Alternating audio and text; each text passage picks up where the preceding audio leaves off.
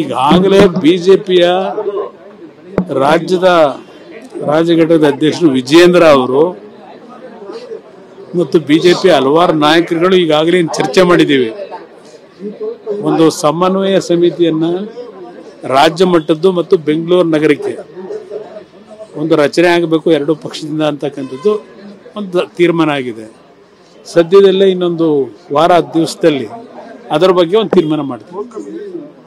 Core committee ಪುನರ್ರಚನೆ ಆಗಬೇಕು. Core ಕಮಿಟಿಗೂ ನಮ್ಮ ಪಕ್ಷದಲ್ಲೂ ಈಗಾಗಲೇ ಒಂದು ಸಭೆ ಏನಾಗಿದೆ. ಕೋರ್ ಕಮಿಟಿ ಮತ್ತು ಕಾರ್ಪೊರೇಷನ್ಗೆ ಸಂಬಂಧಪಟ್ಟಾಗೆ ಪಕ್ಷದ ಸಂಘಟನೆ ದೃಷ್ಟಿಯಿಂದ ಅದಕ್ಕೂ ಒಂದು ಸಮಿತಿ ಮಾಡಬೇಕು ಅಂತಕ್ಕಂಥದ್ದಿದೆ. ಇದೆಲ್ಲ ಮುಂದಿನ 8 ದಿವಸಗಳಲ್ಲಿ ಅದರ ಬಗ್ಗೆ ಎಲ್ಲ ತೀರ್ಮಾನ ಆಗ್ತದೆ. ರಾಜ್ಯಾಧ್ಯಕ್ಷರ ಚರ್ಚೆ ಆಗ್ತದೆ. ಈಗ ನವೆಂಬರ್ಗೆ 25 ವರ್ಷ ಆಗುತ್ತೆ ಪಕ್ಷಕ್ಕೆ. ಅಲ್ಲೇನಾದ್ರೂ ಬದಲಾವಣೆಯ ಅದು ಯಾವುದು ಇಲ್ಲಿ ಸದ್ಯಕ್ಕೆ ಚರ್ಚೆ ಇಲ್ಲ.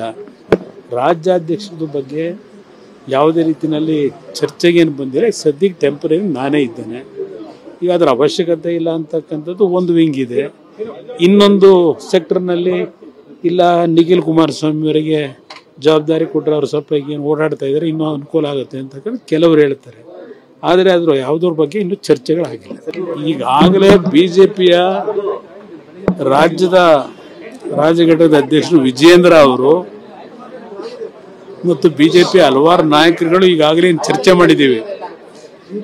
ಒಂದು ಸಮನ್ವಯ ಸಮಿತಿಯನ್ನ ರಾಜ್ಯ ಮಟ್ಟದ್ದು ಮತ್ತು ಬೆಂಗಳೂರು ನಗರಕ್ಕೆ ಒಂದು ರಚನೆ ಆಗಬೇಕು ಎರಡು ಪಕ್ಷದಿಂದ ಅಂತಕ್ಕಂಥದ್ದು ಒಂದು ತೀರ್ಮಾನ ಆಗಿದೆ. ಸದ್ಯದಲ್ಲೇ ಇನ್ನೊಂದು ವಾರ 10 ದಿವಸದಲ್ಲಿ ಅದರ ಬಗ್ಗೆ ಒಂದು ತೀರ್ಮಾನ ಮಾಡ್ತೀವಿ.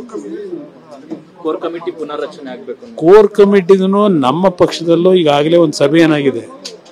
ಕೋರ್ ಕಮಿಟಿ ಮತ್ತು ಕಾರ್ಪೊರೇಷನ್ಗೆ ಸಂಬಂಧಪಟ್ಟಾಗೆ ಪಕ್ಷದ ಸಂಘಟನೆ ದೃಷ್ಟಿಯಿಂದ ಅದಕ್ಕೂ ಒಂದು ಸಮಿತಿ ಮಾಡಬೇಕು ಅಂತಕ್ಕಂಥದ್ದಿದೆ. ಇದೆಲ್ಲ ಮುಂದಿನ 8 ದಿವಸಗಳಲ್ಲಿ ಅದರ ಬಗ್ಗೆ ಎಲ್ಲ ತೀರ್ಮಾನ ಆಗ್ತದೆ. ರಾಜ್ಯಾಧ್ಯಕ್ಷರ ಚರ್ಚೆ ಆಗ್ತದೆ. ಈಗ ನವೆಂಬರ್ಗೆ 25 ವರ್ಷ ಆಗುತ್ತೆ ಪಕ್ಷಕ್ಕೆ. ಅಲ್ಲೇನಾದ್ರೂ ಬದಲಾವಣೆಯ ಅದು ಯಾವುದು ಇಲ್ಲಿ ಸದ್ಯಕ್ಕೆ ಚರ್ಚೆ ಇಲ್ಲ. ರಾಜ್ಯಾಧ್ಯಕ್ಷದ ಬಗ್ಗೆ ಯಾವುದೇ ರೀತಿಯಲ್ಲಿ ಚರ್ಚೆಗೆ ಏನು ಬಂದಿಲ್ಲ. ಸದ್ಯಕ್ಕೆ ಟೆಂಪರರಿ ನಾನೇ ಇದ್ದೇನೆ. ಈಗ ಅದರ ಅವಶ್ಯಕತೆ ಇಲ್ಲ ಅಂತಕ್ಕಂಥದ್ದು ಒಂದು ವಿಂಗ್ ಇದೆ. ಇನ್ನೊಂದು ಸೆಕ್ಟರ್ನಲ್ಲಿ ಇಲ್ಲ ನಿಖಿಲ್ ಕುಮಾರಸ್ವಾಮಿ ಅವರಿಗೆ ಜವಾಬ್ದಾರಿ ಕೊಟ್ಟರೆ ಅವರು ಸ್ವಲ್ಪ ಏನು ಓಡಾಡ್ತಾ ಇದ್ದಾರೆ, ಇನ್ನೂ ಅನುಕೂಲ ಆಗುತ್ತೆ ಅಂತಕ್ಕಂಥ ಕೆಲವರು ಹೇಳ್ತಾರೆ. ಆದರೆ ಅದರ ಯಾವುದ್ರ ಬಗ್ಗೆ ಇನ್ನೂ ಚರ್ಚೆಗಳಾಗಿಲ್ಲ.